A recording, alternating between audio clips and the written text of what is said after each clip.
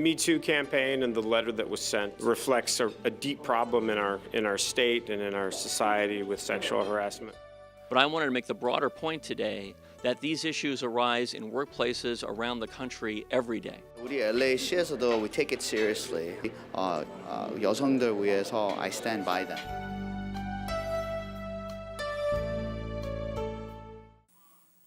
할리우드는 물론 미국 사회 전반을 흔들어 놓고 있는 성추문 스캔들.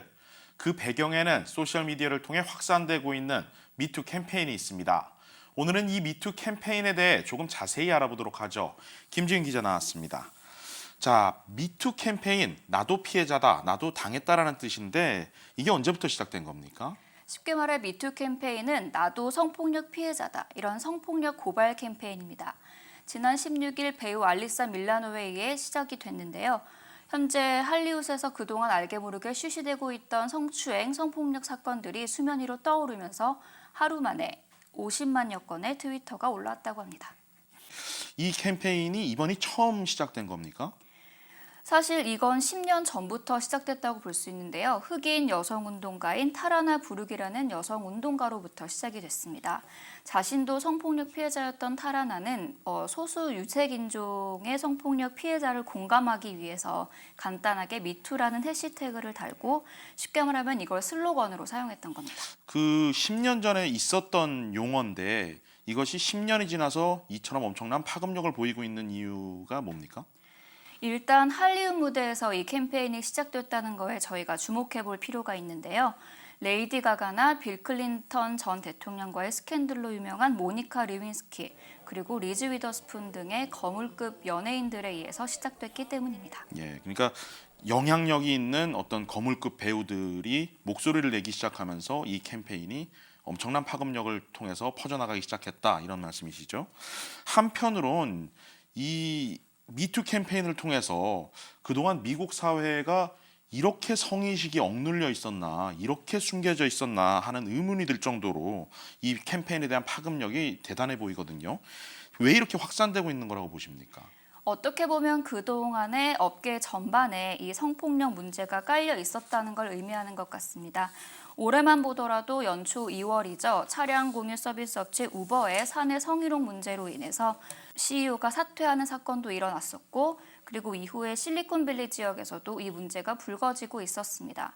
그리고 지난 4월에는 폭스 TV 앵커 빌 오라일리가 성추문 논란에 휩싸이면서 회사에서 쫓겨나기도 했고요. 예.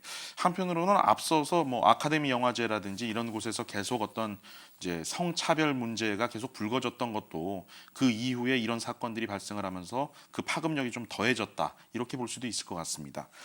결국에는 이 미투 캠페인이 이제 소셜 미디어의 위력을 다시 한번 실감케 한다, 어떤 사회 현상으로 지금 나타나고 있다, 이런 말들이 있는데 어떻게 보십니까? 한마디로 말하면 해시태그 하나로 세상이 뒤집히고 있다는 뜻입니다. 또 와인스틴 이후에 유명 극작가이자 감독인 제임스 토백의 성추행 피해 사실은 사실 미투 캠페인이 아니면 드러나지 않았을 수도 있던 이야기고요. 또 심지어 최근에는 허리케인 자선 콘서트의 모습을 드러낸 아버지 부시 대통령의 모습이 공개되면서 부시 대통령의 과거 성추행 의혹까지 불거지고 있습니다. 예, 이 캠페인이 이제는 헐리우드를 넘어서 정계까지 영향을 미치고 있다, 이런 내용들이 있던데 좀 설명해 주시죠. 먼저 캐스팅 카우치라는 단어에 대한 이해가 좀 필요할 것 같은데요.